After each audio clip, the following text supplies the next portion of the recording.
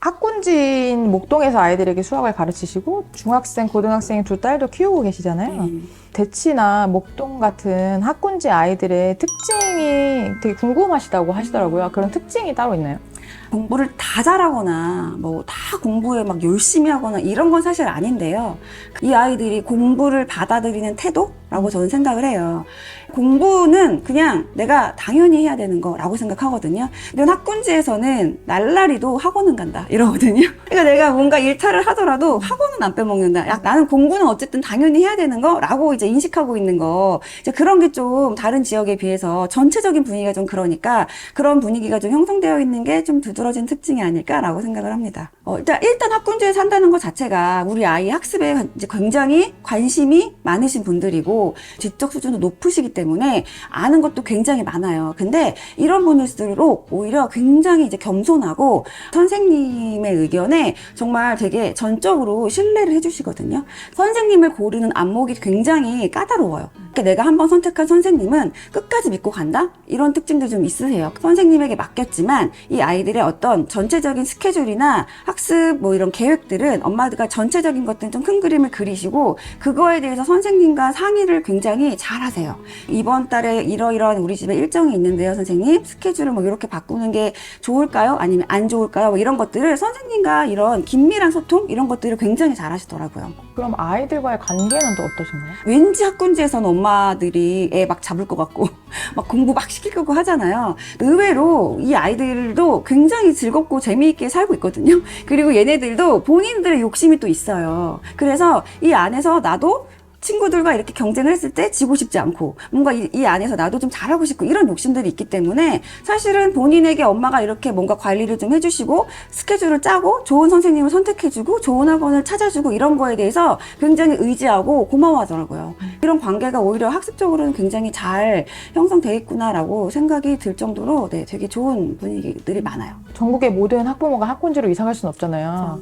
그럴 때 이제 우리 집을 그 학군지처럼 만들 수 있는 그 방법이 있다면 팁 같은 걸 알려주시면 좋을 것 같아요. 요새는 인터넷 강의도 얼마든지 많고 제가 지금 말한 뭐 1차 강사 수업, 뭐 대형 학원의 굉장히 뭐 유명한 수업 뭐 이런 수업들은 내가 굳이 학군지에 살지 않아도 얼마든지 누릴 수 있는 그런 세상이잖아요. 방금 장점으로 말씀드린 공부를 받아들이는 태도라든지 아니면 엄마와 아이의 이런 긴밀한 관계라든지 이런 것들은 사실은 학군지에 살지 않아도 내가 마음만 먹으면 얼마든지 우리 아이에게 갖게 해줄 수 있는 부분이란 말이에요. 초등 아이들일수록 이렇게 좀 공부를 받아들이는 태도를 가정에서부터 좀 잡아주시는 게 필요하지 않을까라고 생각을 하는데 너 엄마가 너 위해서 공부하라고 하는 거지. 뭐 이거 하면 너 잘 되라고 하는 거지. 그러니까 너 지금 숙제를 뭐 잘해야겠어 막 이렇게 아이들을 설득시킨단 말이에요. 택해야 되는 문제가 아니에요.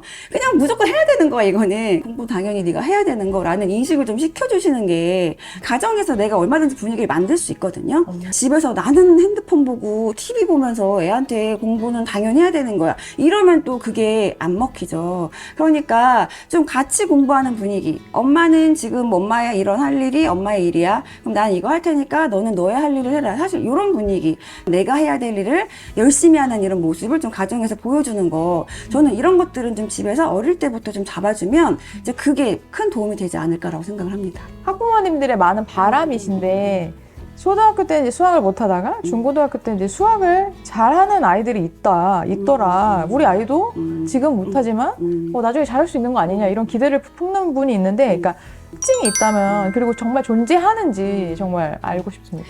초등학교 때 수학을 못 하다가 중고등학교에 가서 수학을 갑자기 잘하게 됐다. 없습니다.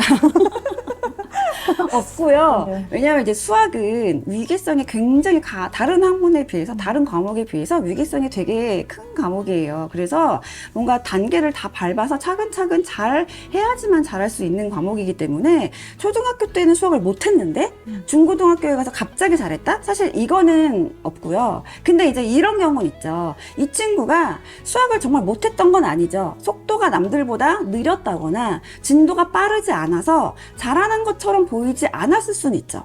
근데 이 친구가 수학을 정말 못했던 게 아니라 잘하는 것처럼 보이지 않았을 뿐이지 얘는 나름대로 올바른 방법으로 탄탄하게 본인의 속도에 맞춰서 공부를 했었는데 그러다가 이제 그게 중고등학교에 가서 빛을 발해서 그래서 그냥 언뜻 봤을 때 쟤는 초등학교 때 진도도 느렸고 수학 못했는데 쟤 갑자기 어떻게 잘한 거지? 라고 보일 수는 있지만 이 친구가 수학을 못했던 친구는 아니었던 거죠. 수학을 초등학교 때 못했다. 그럼 중고등학교 가서 갑자기 이런 기대는 좀 버리시고요. 초등학교 때 하지만 속도는 중요하지 않아요. 올바른 방법으로 탄탄히 다지고 있다면 언젠가는 잘하게 되는 날이 온다. 요거는 사실이에요. 중등에서라도 다시 시작하고 싶다 뭐 이런 분들 계시거든요. 네. 근데 따라갈 수 있을까요? 그쵸. 그러니까 이게 내가 초등학교 때는 정말 공부가 너무 싫어 손을 놨어. 근데 중학교에 가서 철이 들었어. 이제 나는 이제라도 공부를 하고 싶어. 이제 그러면 그때부터라도 창피하지 말고 초등과정부터 다시 차근차근 밟으면 돼요. 정말 내가 그런 마음을 먹었다면 내가 지금 부족한 지점부터 돌아가서 차근차근 다지면 그거는 얼마든지 가능한 거죠. 초등학교 때 못하다가 중고등학교 때 수학 잘하는 아이들이 못했던 게 아니라 사실 나름대로 하고 있었다라고 하잖아요. 이제 그런 아이들의 특징이 있을까요?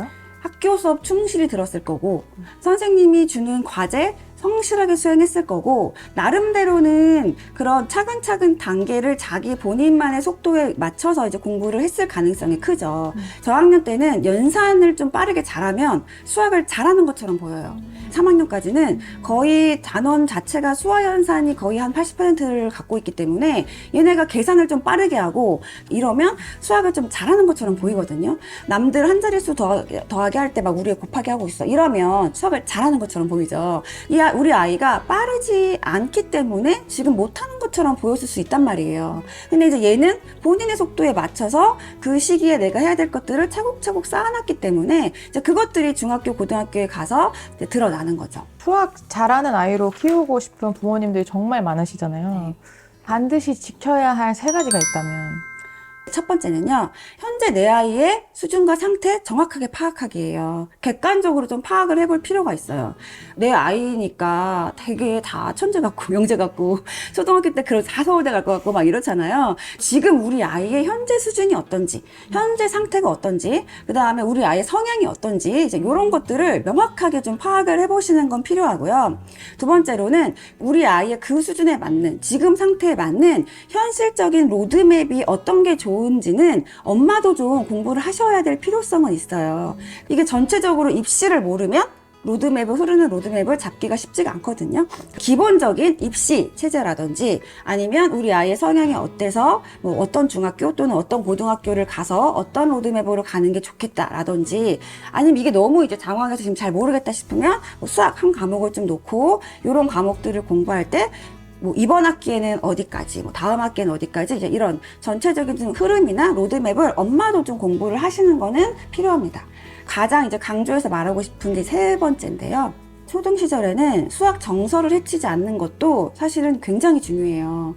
우리가 머리를 움직이는 거는 사실 마음이다. 마음이 다치거나 내가 너무 싫으면 하기 싫잖아요. 그 수학이라는 그 공부 정서가 초등학교 때 망가져 버리면 사실 얘는 앞으로 가야 될 게 더 많은데 그게 초등 시절에 망가져 버리면 사실 굉장히 힘든 길이거든요. 정말 우리 아이가 수학을 잘하고 싶은 아이로 키우고 싶으시면 초등 시절에는 수학에 대한 좋은 느낌, 수학이 그렇게 어려운 과목은 아니야. 이거 해보니까 재밌어. 너도 잘할 수 있어. 뭐 이런 자신감 키워주는 거. 그다음에 성취감 좀 느끼게 해주시는 거. 수학에 대한 오해들이 너무 많아서 좀 안타까운 부분도 좀 많은데 수학 정서 해치지 않는 것도 굉장히 중요할 것 같아요. 초등 수학 이렇게만 하면 됩니다. 출간하셨는데 네. 책에 대한 소개 간단히 부탁드립니다. 초등수학 이렇게만 하면 됩니다 라는 이제 제목에서 아실 수 있듯이 초등 학부모님들이 궁금해하는 수학에 관한, 초등수학에 관한 모든 거를 다 담았거든요. 그러니까 제가 네이버 카페에서도 어머니들 정말 수없이 올라오는 질문들 항상 보고 있는데 항상 겹쳐요.